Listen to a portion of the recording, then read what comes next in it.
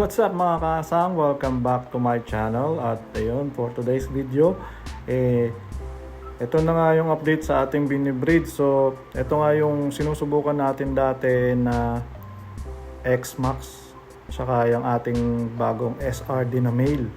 So, sa mga hindi naka-follow o hindi nakasunod at nakasubaybay dun sa mga kung saan galing itong mga isda nito. Itong SRD na to, binili natin to mga ilang buwan pa lang. Parang 2 months pa nga lang yata or wala pa. Binili talaga natin yan para i-breed. So malaki na yan nung nakuha natin. Tapos yung ating X-Max naman, sumali ako before sa GOC. At yan yung nakuha ko na fry. At nag-concede defeat ako noon kasi naging female yung ating nakuhang fry. Pero ayan, tinago ko naman siya at ngayon nga ay sinusubukan nating i-breed. At ayun, nung mga nakaraang araw, sinusubukan ko sila pagsamahin, nag-aaway talaga sila.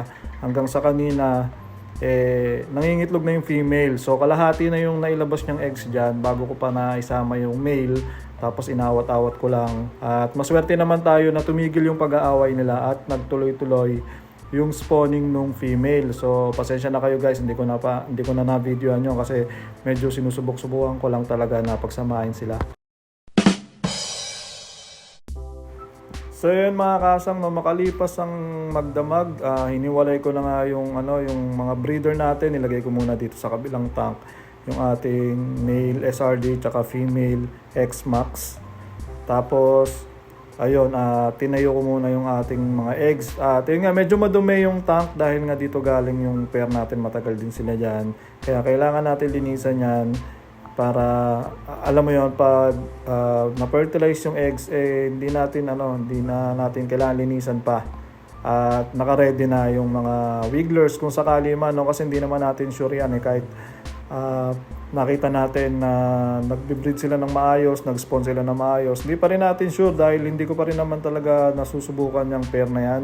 At nung nakaraan, na-spawn natin sila pero hindi magkasama kaya hindi na nabuhay yun nung nakaraan. Late ko na yata nailagay yung male. So ngayon, mas malaki yung chance na mabuhay to pero hindi pa rin natin sure. Siguro mga 50 to 60% lang yung ko dyan, yung tingin ko dyan na mabubuhay itong mga eggs na to dahil ngayon tinitignan ko medyo may konting puti na, may mga ilang perasong namuti at hindi ko pa rin talaga masasabi. Ayan, tinitignan ko na malapitan, medyo may konting puti yung side ng mga eggs pero hindi pa naman as lahat nagpuputi yan. So yung mga ganito may pag-asa pa yan. Pero ang sabi ko nga sa inyo kanina na 50 to 60% lang yung tingin kong chance na na-fertilize itong mga eggs na to. Pero ayun nga, subok lang naman tayo ng subok sa pagbe-breed ng Clawhorn. Hindi naman natin malalaman kung hindi natin susubukan. At ayan, tingnan natin kung ano mangyayari.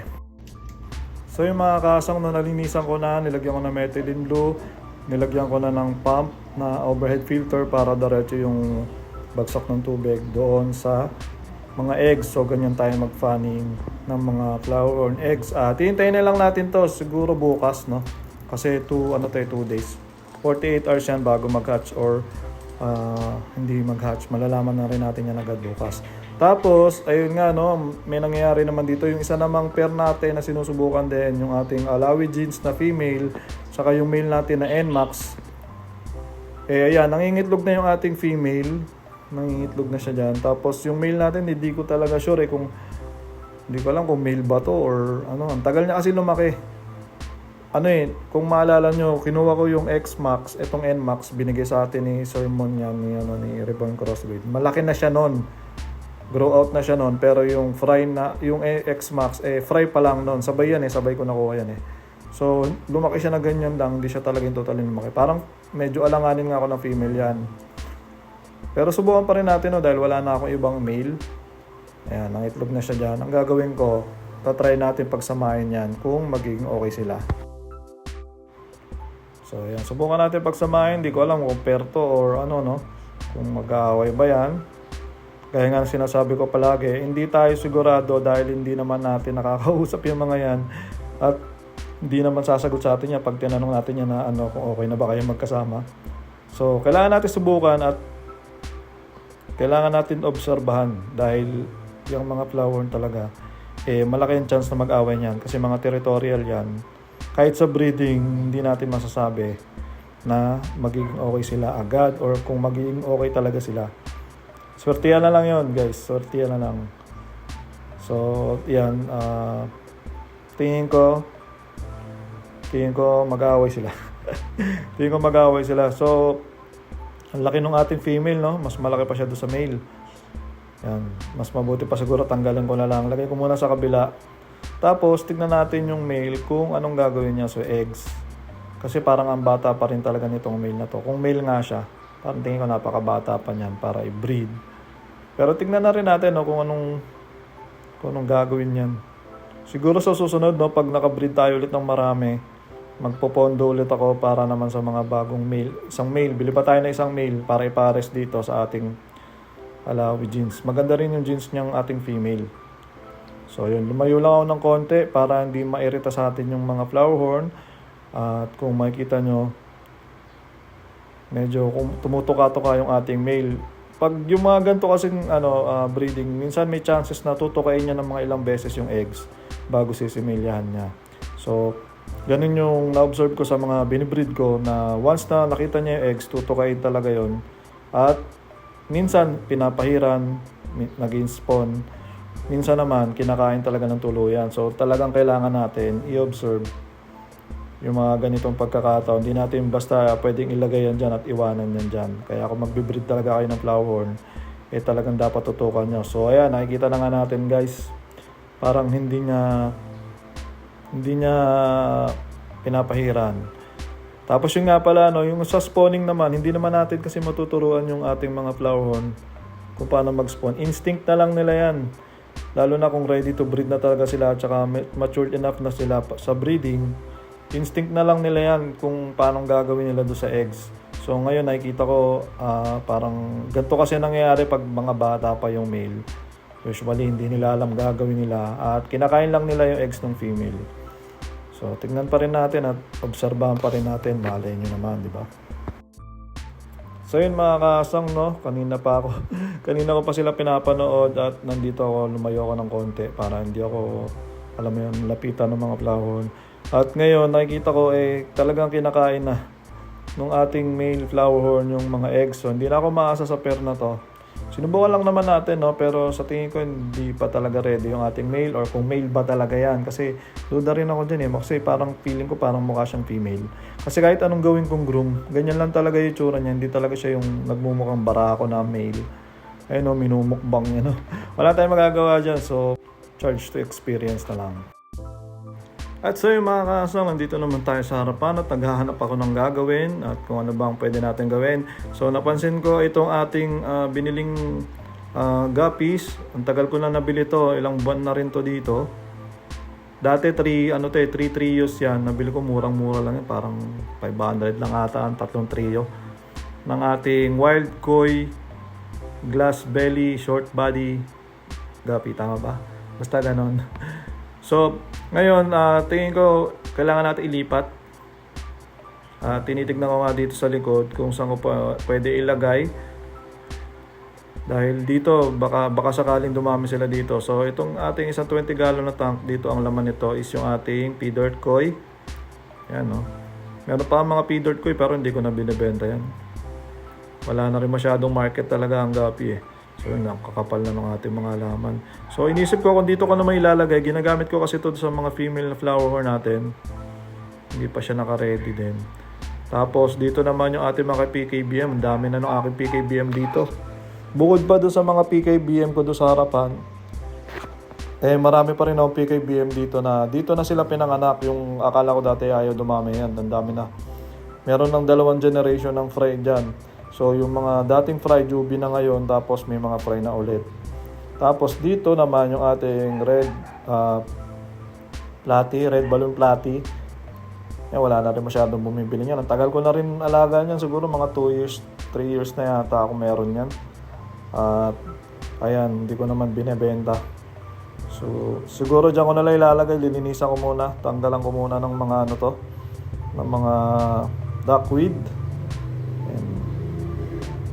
Itong mga walang katapusan duckweed na yan, hindi natin alam kung ba't nagkakaroon yan. Bigla na lang nagkakaroon. So, kailangan natin tanggalan ng duckweed para mas mahuli natin yung mga platy. Yan na, medyo nabawasan na. Medyo mahirap kasi ulihin tong platy. Tsaka pag nagulo yung may lupa kasi sa ilalim to. So, pag nagulo yan, mahirapan tayo lalong hulihin sila.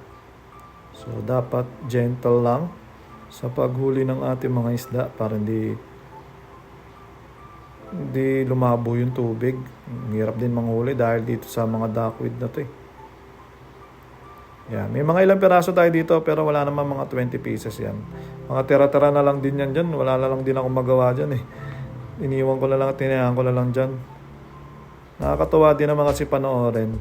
Pero yung para sabihin mong ibebenta, parang alam mo yun, parang hindi na siya worth it na ibenta pa. Nakakaya lang doon sa bibili. Dahil hindi na talaga siya yung bilog na bilog. Ayan. Maganda pa yung kulay, pulang-pula talaga. Pero yung hindi na siya bilog na bilog gaya ng mga dati na nakukuha ko at na-breed ko. So ayan, naubos ko na ata. Wala pang, 10 peraso to. Lagay natin ito sa harap, tapos kunin naman natin yung ating mga guppies doon.